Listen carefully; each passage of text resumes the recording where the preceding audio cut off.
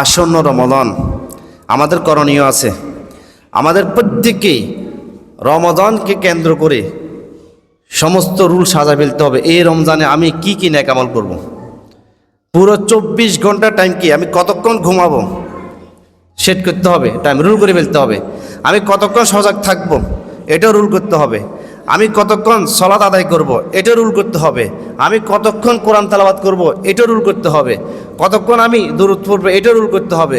কতক্ষণ আমি বসে বসে ইস্তেগফার করব, হাঁটতে চলতে, এটা আপনাকে রুল করে ফেলতে হবে। এ টু জেড এই রমজানকে কেন্দ্র করে প্রত্যেক মুসলমান, নারী এবং পুরুষ, তার পুরো কাজ একদম রুল করে ফেলতে হবে। আমি কতক্ষণ টাইম থেকে কতক্ষণ টাইম ব্যবসা করব, আমি কতক্ষণ টাইম থেকে কতক্ষণ টাইম খেত খামারে কাজ করব, কতক্ষণ টাইম থেকে কতক্ষণ টাইম আমি বিশ্রাম নেব। কথা বুঝছেন বিষয়টা? পুরো রুল এই রমজান আপনাকে একটা বাইন্ডিংয়ের মধ্যে নিয়ে আসবে। কিন্তু বাইন্ডিংয়ের মধ্যে আপনি যদি না আসেন, রমজানে কিছু আসা যায়? বলেন, আপনি যদি রমজানকে কেন্দ্র করে একটা বাইন্ডিংয়ে না আসেন, রমজানে কি কোনো কিছু আসা যায়? আপনি যদি রমজানকে কেন্দ্র করে একটা বাইন্ডিংয়ের মধ্যে চলে আসেন, তাহলে আগামী 11 মাস আপনার পুরো কাজগুলো বাইন্ডিংয়ে থাকবে। 11 মাস সেনাবাহিনীতে দেখেন না, safe of command rule, Danny বামে যেতে পারবে না। এই যে সেনাবাহিনী থাকা অবস্থায় তাদের যে অভ্যাস হয় রুল ভিত্তিক কাজের, পরবর্তীতে মৃত্যুর আগ পর্যন্ত তার এই রুলটা থেকে যায়। রমজান এসেছে আপনাকে একটা শৃঙ্খলাবদ্ধ করার জন্য, একটা রুলে বাইন্ডিং করার জন্য। এই রুল আপনাকে আগামী 11 মাস এই রুল আপনাকে চালাবে। এটার নাম রমজান মাস। রমজান জ্বালিয়ে পুড়িয়ে সব ছাই করে ফেলবে সমস্ত গুনাহকে। যত গুনার পাহাড় হোক না কেন, সমস্ত গুনাহকে জ্বালিয়ে পুড়ে ছাই করবে। এটার নাম রমাদান। এটার নাম কি? রমাদান। রাসূলুল্লাহ সাল্লাল্লাহু আলাইহি ওয়াসাল্লাম বলছেন, ইদা দাখালা রমাদান, যখন রমাদান মাস প্রবেশ করে, ফুতিহাত আবওয়াবুস সামা, আকাশের দরজা ওপেন হয়ে যায়। ফুতিহাত আবওয়াবুস সামা, আকাশের দরজা একেবারে ওপেন হয়ে যায়, একেবারে ওপেন। আকাশের কি দরজা আছে নাকি? তাহলে কি তার মানে হলো আল্লাহ তাআলার রহমত অজরে জড়তে থাকে। আল্লাহ তাআলা অজরে রহমত দিতে থাকে তার বান্দাদের উপর।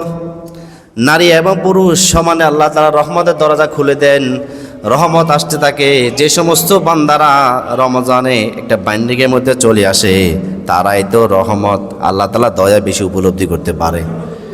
দেখেন না, একজন মানুষ 11 মাস গ্যাস্ট্রিকের ট্যাবলেট খায় কি না?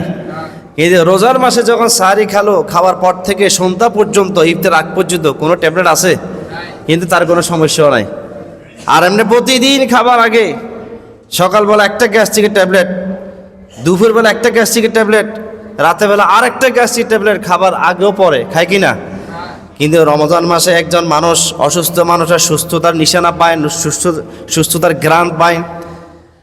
এটা হলো মানুষের বড় একটা কারণ। রমজান এসেছে মানুষকে সুস্থ করার জন্য, মানুষকে আধ্যাত্মিকতা সুস্থ করার জন্য। যে মানুষ আধ্যাত্মিকভাবে সুস্থ থাকবে সে বাহ্যিকভাবে সুস্থ থাকবে, আর যে মানুষ আধ্যাত্মিকভাবে ক্ষতিগ্রস্ত হবে, রোগ আক্রান্ত হয়ে যাবে, সে বাহ্যিকভাবে রোগ আক্রান্ত হয়ে যাবে। ধরেন একজন মানুষ সবসময় বলছে যে মানে সে বাঘ দেখা নাই, কিন্তু দেখার আগে ভয় শেষ, তো ওই ব্যক্তি বাঘ দেখলে কি অবস্থা করবে? হ্যাঁ, কারণ বাঘ দেখার আগে সে মনস্তাত্ত্বিকভাবে ভেঙে পড়ছে। যারা মনস্তাত্ত্বিকভাবে আগে ভেঙে পড়বে, সে বাস্তবতার মধ্যে তার অস্তিত্ব থাকবে না। রমজান এসেছে আপনার মনস্তাত্ত্বিকভাবে স্ট্রং করার জন্য। আগামী 11 মাস আপনি পুরো গুনাহের বিরুদ্ধে সংগ্রাম করে যাবেন। গুনাহের বিরুদ্ধে কী করবেন? সংগ্রাম করে যাবেন। আমরা মনে করি রমজান মাস শুধু এই সকাল থেকে সন্ধ্যা পর্যন্ত একটু উপবাস থাকবো, এটা মনে করি। আসলে না, রমজান এটা অনেক কিছু মেসেজ দেয় আমাদেরকে। যেমন রমজান মাস হলো বিজয়ের মাস। মুসলমানদের বিজয় শুরু হয় কোন মাস থেকে জানেন? হ্যাঁ, রমজান মাস হলো বিজয়ের মাস। যেমন আপনারা বলেন না 16 ডিসেম্বর বিজয়ের মাস, বলেন কি না? প্রত্যেকের মুখস্থ 16 ডিসেম্বর নামটা আসলে সবাই হ্যাঁ এটা আমাদের বিজয়ের মাস। কিন্তু আপনি যে এটা যদি বুঝতেন যে রমজান মাস হচ্ছে এটা বিজয়ের মাস এবং কাফেরদের পরাজয়ের মাস, সুবহানাল্লাহ বলবেন না? রমজান মাস কিসের মাস? বিজয়ের মাস। বদর যুদ্ধ কোন মাসে হয়েছে? রমজান মাসে সাহাবা একরাম রোজা রেখে আবু জাহেল, উতবা, সাইবা, আবু সুফিয়ান, সেই সময় মক্কার সে বড় কোরাইশ যে বড় বড় সর্দার যারা, তাদের বিরুদ্ধে রোজা রেখে যুদ্ধ করেছে। আপনি তো রোজায় রাখেন না, আপনি কি করেন না? রোজায় রাখেন না। অসংখ্য মুসলমান রোজা রাখবে না। আর সাহাবা একরাম রোজা রেখে যুদ্ধ করে ইসলামকে বিজয় করছে। ইসলামের প্রথম বিজয় সূচনা শুরু মদিনাতে আসার পর, সেটা হিজরত হয়েছিল এবং এই যুদ্ধটি হয়েছিল সরাসরি রোজার মাসে যুদ্ধ করার পর আল্লাহ তাআলা বিজয় দান করলেন। তাহলে এখান থেকে আমরা স্পষ্ট একটা মেসেজ পাইলাম, রমজান মাস শুধু আধ্যাত্মিকতার মাস এখানে সীমাবদ্ধ নয়। রমজান মাস হলো এটা একটা পরিপূর্ণ বিজয়ের মাস এবং সমস্ত শয়তান এবং শয়তানের অনুসারীদের কোমর ভেঙে যাওয়ার মাস। বদরের ময়দানে যখন কাফেররা পরাজিত হলো, তখন মক্কার সমস্ত কাফেরদের ঘুম হারাম হয়ে গিয়েছে। প্রতিশোধের নেশায় ঘুম একেবারে হারাম হয়ে গিয়েছে। আল্লাহ বললেন, ওয়ামা রমাইতা ইদ রমাইতা ওয়ালাকিন্নাল্লাহ রমা। আল্লাহ বললেন, ওয়ামা রমাইতা ইদ রমাইতা, নবী তুমি যে নিক্ষেপ করেছো, তোমার সাহাবীদের তীর নিক্ষেপ করেছে, তোমাদের তীরের কারণে এরা পরাজিত হয় নাই, আমার দয়ায় তোমাদেরকে বিজয় দিয়েছি এবং আমার আযাবে তারা পরাজিত হয়েছে। কারণ মুসলমানরা তীর বিশ্বাসী নেই, মুসলমানরা আল্লাহ বিশ্বাসী। আল্লাহ কিসে বিশ্বাসী? আল্লাহ বিশ্বাসী। তীর এটা একটা আল্লাহর পক্ষ থেকে একটা হুকুম। এই তীর এটা আল্লাহর পক্ষ থেকে কি একটা হুকুম, কিন্তু এটা বিজয় নয়, বিজয় হবে আল্লাহর পক্ষ থেকে। যেমন কোরআনে কারিমে আল্লাহ তাআলা বললেন, ওয়া ইয়াকুম মিনকুম ইশরুনা সাবিরুনা ইয়াগলিবুনা মিয়াতাইন। মুসলমানদের মধ্য হতে পাক্কা ঈমানদার যদি 20 জন লোক পাক্কা ঈমানদার হয়ে যদি দাঁড়িয়ে যায়, তাহলে 200 কাফের মোকাবেলায় বিজয় লাভ করবে। মুসলমান কয়জন? 20 জন। কাফের কয়জন? 200।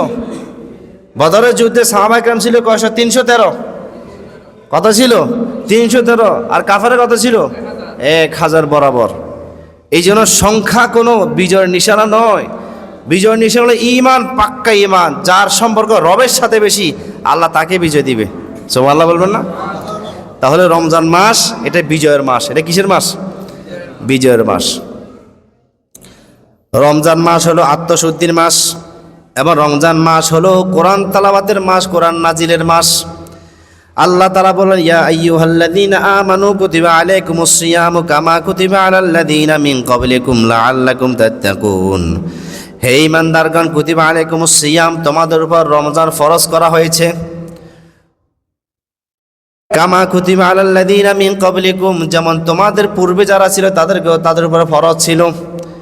লাআল্লাকুম তাত্তাকুন, কেন ফরজ করা হয়েছে? আল্লাহ তাআলা পর অংশে বললেন, লাআল্লাকুম তাত্তাকুন, যাতে করে তোমরা তাকওয়া অর্জন করতে পারো। তার মানে এই আয়াত থেকে আমরা স্পষ্ট মেসেজ পাইলাম, রমজান মানে হলো তাকওয়া অর্জনের মাস।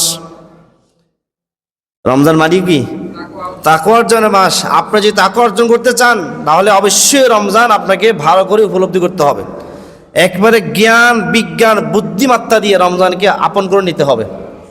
আবেগে নয়, জ্ঞান, বিজ্ঞান, বুদ্ধিমত্তা দিয়ে রমজানকে আপন করে নিতে হবে। যেহেতু আল্লাহ বলছে এটা তাকওয়া অর্জনের মাস। শাবানকে বলে নাই, রজবকে বলে নাই, আরও 11টি মাস আছে, সেগুলোকে আল্লাহ তাআলা তাকওয়া অর্জনের মাস বলে নাই। শুধুমাত্র রমজানকে বলেছেন তাকওয়া অর্জনের মাস। এখানে নিশ্চয়ই কোনো না কিছু আছে, কোনো না কোনো রহস্যের ভিতরে আছে। কারণ এই মাসের ভিতরে মানুষ দিনের বেলা রোজা রাখে, উপবাস থাকে, রাত্রেবেলা আল্লাহর কাছে হাজিরা দেয় তারাবির মাধ্যমে, কিয়ামুল লাইলের মাধ্যমে, নামাজের মাধ্যমে হাজিরা দেয়। 2টি কাজ তারা সবচেয়ে বেশি করে। 1 নম্বর হলো দিনের বেলা রোজা উপবাস থাকে, 2 নম্বর হলো রাত্রেবেলা তারাবির মাধ্যমে আল্লাহকে হাজিরা দেয় কোরআন তেলাওয়াতের মাধ্যমে। এটা বোঝাই দিচ্ছে, বান্দা তুমি তোমার তাকওয়া অর্জন করো, কারণ তাকওয়া ব্যতীত আল্লাহর কাছে কোনো সম্মান নাই, কোনো মর্যাদা নাই। মুমিনের সবচেয়ে বড় হাতিয়ার হলো তাকওয়া। সবচেয়ে বড় হাতিয়ার কি? তাকওয়া। যে যত বেশি তাকওয়া হবে মুসলমানদের মধ্যে, সে আল্লাহর কাছে সবচেয়ে বেশি সম্মানী। এই জন্য আল্লাহ তাআলা বললেন, আমি মানুষকে 3 ধাপে সম্মান দান করি। কয় ধাপে? 3 ধাপে সম্মান দান করি। 1 নাম্বার হলো ইয়ারফাইল্লাহুল্লাযীনা আমানু মিনকুম, মুসলমানদের মধ্য হতে যারা কোরআন শিক্ষা শিক্ষিত তাদের সম্মান সবচেয়ে বেশি। 2 নাম্বার হলো ওয়াল্লাযীনা উতুল ইলমা দারাজাত, আল্লাহ তাআলা প্রথমে বললেন মুমিনদের মধ্য হতে যারা পাক্কা ইমানদার বেশি ইমানদার তাদের সম্মান বেশি। 2 নম্বরে বলে যারা জ্ঞানী কোরআনের শিক্ষা শিক্ষিত তাদের সম্মান সবচেয়ে বেশি। 3 নম্বরে বললেন ইন্না আকরামাকুম ইনদাল্লাহি আতকাকুম, তোমাদের মধ্য হতে যারা বেশি মুত্তাকি তাদের সম্মান আল্লাহর কাছে সবচেয়ে বেশি এবং সমস্ত মানুষের মধ্যে সবচেয়ে তার সম্মান বেশি, এবং ফেরেশতারা পর্যন্ত তাদেরকে নিয়ে গর্ব করে যারা বেশি মুত্তাকি মানুষ। তাকওয়া আপনার ভিতরে আসছে, আপনি কিভাবে বুঝবেন? গুনাহকে পরিহার করার মাধ্যমে। এই ফিতনার জামানায় যে যত বেশি গুনাহ থেকে দূরে থাকতে পারবে, পাপ থেকে দূরে থাকতে পারবে, সে হলো এই জামানার জন্য পাক্কা ইমানদার মুত্তাকি মানুষ। সুবহানাল্লাহ বলবেন না? এই জন্য নাম বলছে রমাদান। রমাদান মানে কি? জ্বালিয়ে পুড়িয়ে ছাই করে ফেলবে। তাকওয়া এটা একজন ইমানদারের সুপারলেটিভ কোয়ালিটি, এর উপর আর কোনো কোয়ালিটি নেই। একজন ইমানদারের সর্বোচ্চ কোয়ালিটি হলো তাকওয়া। তাকওয়ার মাস এই জন্য বলা হয়েছে। দেখবে অসংখ্য মানুষ রোজা রাখা অবস্থায় গুনাহ থেকে পবিত্র থাকতে চায়, আবার অনেক মানুষ রোজা থাকা অবস্থায় গুনাহের সাথে সম্পর্ক রাখে। যেমন গীবতের মতো একটা মারাত্মক পাপ 99% মানুষ করে কি না? তার মানে আপনার ভিতরে তাকওয়া এখনো আসে নাই, যতটুকু দরকার ততটুকু আসে নাই। রোজার মাসের ভিতরে যে বেশি পাপ করবে বুঝবে তার ভিতরে তাকওয়া নেই। যে যত বেশি পাপ থেকে সরে যাবে সে তত বেশি মুত্তাকি। কারণ রোজার মাস হলো ব্যাটারি চার্জের মাস। কিসের মাস? ব্যাটারি চার্জের মাস। দেখুন একজন রিক্সাওয়ালা ব্যাটারি চার্জ দেয় রাতভর, সারাদিন দৌড়ে কিনা, হ্যাঁ, এদিক যায়। সিএনজিওয়ালা দৌড়ে গ্যাসের বোতল নিয়ে, হ্যাঁ। তো রমজান হলে ব্যাটারি চার্জের মাস। একজন ইমানদারের ব্যাটারি চার্জ হবে রোজার মাসে। এই চার্জ সে অর্জন করবে, যে যত বেশি চার্জ নিবে পাওয়ারফুল হবে, সে আগামী 11 মাস সুন্দরভাবে চলতে পারবে। আর যদি চার্জ কম হয়, আপনার যদি কারেন্টের মধ্যে সমস্যা থাকে, তাহলে তো চার্জ হবেই না। আর চার্জ যদি না হয়, রোজা দিনের বেলা রোজা রাখলেন কিন্তু ইফতারি খাবার সঙ্গে সঙ্গে গুনাহের সাথে সম্পৃক্ত হয়। আরও বলে কি জানেন? সারাদিন সিগারেট খাইতে পারি নাই, কারণ রোজা ছিলাম। ইফতার করার সঙ্গে সঙ্গে শুরু হয়েছে 3-4টা একসাথে। যারা পান খায় তাদের পান খাবার স্পিড বেড়ে যায়, যারা সিগারেট খায় তাদের সিগারেট খাবার স্পিড বেড়ে যায়। কই মিয়া সারাদিন আল্লাহকে ভয় করছি, এখন কি সম্ভব? এখন একটু খাই। তো যে আল্লাহকে সারাদিন ভয় করলেন, সে আল্লাহকে ইফতারের পরে কি ভয় করবেন না? বলেন না, সে আল্লাহকে ইফতারের ভয় করবেন না? যে সারাদিন যে তাকওয়া অর্জন করলেন, এই তাকওয়াটা ওই মাগরিব ভোর যে সিগারেট খাওয়া শুরু করলেন, ওই তাকওয়া ওখানেই শেষ। আপনার ব্যাটারি চার্জ হয় নাই। আপনি এখন থেকে তওবা করেন, এই রমজানে আমি সিগারেট খাওয়া সম্পূর্ণ ছেড়ে দেব। সিগারেট খাওয়া মানে জাহান্নামের আগুন খাওয়া। সিগারেট খাওয়া মানে কি? জাহান্নামের আগুন। আপনি এখন থেকে উদ্বোধন করে ফেললেন, হ্যাঁ, নর্মাল আগুন খাইলেন আর কি। এরপরে দেখবেন যে বিএফি আগুন আপনার সামনে আসবে। হিট কাকে বলে? এখন থেকে তওবা করবেন যে আমি এই রমজান তওবা করে নিলাম, আমি আমার লাইফে আর জীবনে সিগারেটের ধারে কাছেও যাব না। দোকানদার আপনাকে জোর করে খাওয়াবে নাকি? আপনি কিনেন দেখে তো দোকানদারে বেচে। আপনি না কিনলে না খাইলে দোকানদারে বেচবে না। অনেক লোক দেখবেন সে সারাদিন রোজা রেখেছে, মদ পান করতে পারে নাই, ইফতারের পরে শুরু, রাতের 12টা বাজে। সবাই এদিকে তারাবি করে আর হেমিয়ে গেছে মদের আড্ডা। কোনখানে মদের আড্ডা আছে ওখানে গেছে।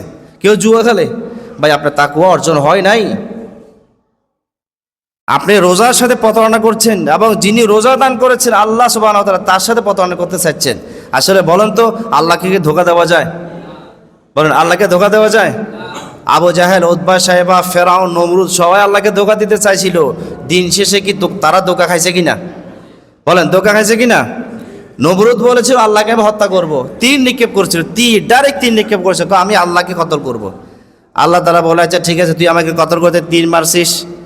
আল্লাহ তাআলা ফেরেশতাকে অর্ডার দিল, তার তীরের আঘাতে কিছু রক্ত লাগাই দেয়। সে মনে কর আল্লাহ মরে গেছে। মারাত্মক ভুল কাজ করছে না সে?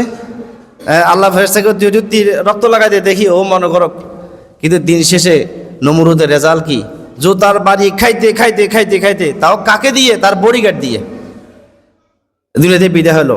ফেরাউন বলছে আনা রব্বুকুম আলা, আরে তোমরা আবার কোন রবের কথা বলো? আমার সাথে বড় রব আর কি আছে? কিন্তু আল্লাহ তাআলা বলেন ঠিক আছে, তাহলে তুমি যদি নিজেকে বড় দাবি করছো, এবার একটু রেডি হও। ওই যে সাগরের অতল গহ্বরে পৌঁছে দিয়ে সেখানে এবার মাটি খাওয়াইয়া তাকে দুনিয়া থেকে নিয়ে গেলেন। সুতরাং পাক্কা পরিপূর্ণ হওয়া লাগবে। কারণ নিজেকে কেউ যদি অনেক কিছু মনে করে যে আল্লাহকে আমি ধোকা দেব, আল্লাহর কসম ইম্পসিবল একটা বিষয়, জীবনে সে সম্ভব না। কারণ এই বান্দা দিনের আলো অন্ধকারে রাতে দিনে যা করে সেকেন্ডে সেকেন্ডে সব কিছু আল্লাহ তাআলা জানে কি না? বলেন জানে কি না? আপনি পুকুরে ডুব দিয়ে মাছ খাইতে যাচ্ছেন রোজার দিন, পুকুরে ডুব দিয়ে পানি খায়, পানি খাইতে গিয়ে দিন সাথে মুখের ভিতরে ঢুকিয়েছে কই মাছ। এরকম রেজাল্ট আছে কি নাই? হ্যাঁ, তাকওয়া, তাকওয়া মানে হলো আল্লাহ আমাকে দেখছে, ভয় করা। কোরআনে কারিমে তাকওয়া শব্দটা সবচেয়ে বেশি ব্যবহার হয়েছে। কেন ব্যবহার হয়েছে? আল্লাহ চান আমার প্রত্যেকটা বান্দা বান্দি আমি ছাড়া কাউকে যেন ভয় না করুক। কারণ আমাকেও ভয় করে, পাশাপাশি পশ্চিমা সভ্যতাকেও ভয় করে, তাহলে সে তো পরিপূর্ণ মুত্তাকি হয় নাই। আর সে শুধু আমাকে ভয় করে আর পশ্চিমা সভ্যতাকে কেয়ার করে না, সেই হলো আমার প্রকৃত খাঁটি বান্দা। ওমর মার্কা মুত্তাকি হওয়া লাগবে। ওমর রাদিয়াল্লাহু আনহু নাম শুনছেন? ইসলামের দ্বিতীয় খলিফা। তার নাম শুনলে শয়তান অন্য রাস্তা দিয়ে পালাইতো। আপনাকে ইমানদার এরকম হতে হবে, ওইরকম মুত্তাকি হওয়া লাগবে যে আপনার নাম শুনলে শয়তান এবং শয়তান অনুসারীরা অন্য রাস্তা দিয়ে পালাতে শুরু করবে, ঠিক কি না? আপনার নাম শুনলে শয়তান এবং শয়তান অনুসারীরা অন্য রাস্তা দিয়ে পালাতে শুরু করবে। আপনাকে ইমানদার হতে হবে, তাকওয়াবান হতে হবে। এই ওমরের মতন, আবু বকরের মতন, উসমানের মতন, আলী রাদিয়াল্লাহু আনহু সাহাবীদের মতো আপনাকে তাকওয়াবান হওয়া লাগবে। পাপ করেছেন, মানুষ পাপে অভ্যস্ত, কিন্তু আল্লাহ ক্ষমায় অভ্যস্ত। আপনি পাপ করেছেন, ভুল হয়ে গেছে, সঙ্গে সঙ্গে বলেন আল্লাহ আমি ভুল করেছি, ক্ষমা করে দাও। কিন্তু পাপ করেছেন, এই পাপের উপর স্থির থাকা, আবার এই পাপকে নিয়ে গর্ব করা, এটা হলো ফেরাউন, নমরুদ এবং শয়তানের স্বভাব, ঠিক কি না? আপনাকে কেউ যদি বলে সিগারেট খাওয়া ছেড়ে দেন, আপনি এটা বলিয়েন না যে আমি টাকাতে কিনছি, আমি শয়তানের স্বভাব এটা। আপনাকে কেউ যদি বলে মদ পান করা ছেড়ে দেন, আপনি বলিয়েন না যে আমি টাকা দিয়ে কিনছি খাচ্ছি, এটা বলিয়েন না, এটা বলা মানে শয়তানের স্বভাব। আপনাকে কেউ যদি বলে নামাজ পড়তে আসেন, আপনি এটা বলিয়েন না আমার ভিতরে ইমান ঠিক আছে, এটা শয়তানের স্বভাব, ঠিক কি না? এটা কার স্বভাব? শয়তানের স্বভাব। আপনাকে কোনো নারীকে যদি বলে আপনি পর্দা করুন, আপনি এটা বলিয়েন না যে মনের পর্দা বড় পর্দা, তো বাইরে তো সব জানা করবা, এটা হলো শয়তানের স্বভাব। কার স্বভাব? এটা শয়তানের স্বভাব। এই জন্য তাকওয়া অর্জন করতে হবে। রমজান মাস হলো তাকওয়ার মাস, স্পেশালিভাবে আল্লাহ তাআলা দিয়েছেন এটা তাকওয়ার মাস। এই মাসের মধ্যে নিজের আগাগোড়া সব কিছু চেঞ্জ করে ফেলতে হবে। ওই সমস্ত লোকেরা সৌভাগ্যবান মানুষ যারা রমজান মাস পাবার পরে আল্লাহর কাছে পরিপূর্ণ আত্মসমর্পণ করে ফেলে, আর শয়তান পর্যন্ত শিকল আবদ্ধ হয়ে যায়। আর তুমি মেয়ে মদ ছাড়তে পারলে না, গাঁজা ছাড়তে পারলে না, তুমি যে মানুষ শয়তান হইয়া, তুমি তো জিন শয়তান থেকে মানুষ শয়তান আরো ভয়ঙ্কর হয়ে গেছো। ইবলিস পর্যন্ত শিকল আবদ্ধ হয়ে যায়। ওয়াসুল সিলাতে শায়াতিন, বুখারী হাদিস। শয়তানে তার গোষ্ঠীরা সবাইকে শিকল আবদ্ধ করা হয়।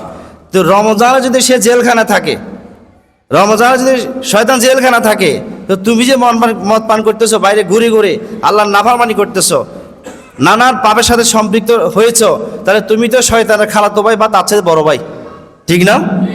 শয়তান বলছে বেটা আমি রমজানে জেলখানা ঢুকছি আর তুই বাইরে ঘুরে ঘুরে এগুলো করস। আর আল্লাহ নবী বললেন মুমিনদের জন্য পুরো দুনিয়াটা হলো জেলখানা, আর দুনিয়া সিজনুল মুমিন ওয়া জান্নাতুল কাফির। মুমিনদের জন্য পুরো দুনিয়াটাই হলো জেলখানা। তার ইচ্ছা মতো চলার সময় হবে ইন্তেকালের পর, দুনিয়াতে কাজ করবে আল্লাহর ইচ্ছা মতে, আর ইন্তেকালের পর সে নিজের ইচ্ছা মতে কাজ করবে। এটাই হলো মুমিনের জন্য রুল। কারণ মুমিন যদি দুনিয়ার জীবনে নিজের ইচ্ছা মতো কাজ করে, তাহলে সে পরকালে আল্লাহর পক্ষ থেকে যে স্পেশাল নিয়ামত সেটা সে পাবে না। আমরা দুনিয়াতে এসেছি আল্লাহর ইচ্ছা মতো চলার জন্য, নিজের ইচ্ছা মতো নয়। আমরা দুনিয়াতে কেন এসেছি? আল্লাহর ইচ্ছা মতো চলার জন্য, নিজের ইচ্ছা মতো নয়।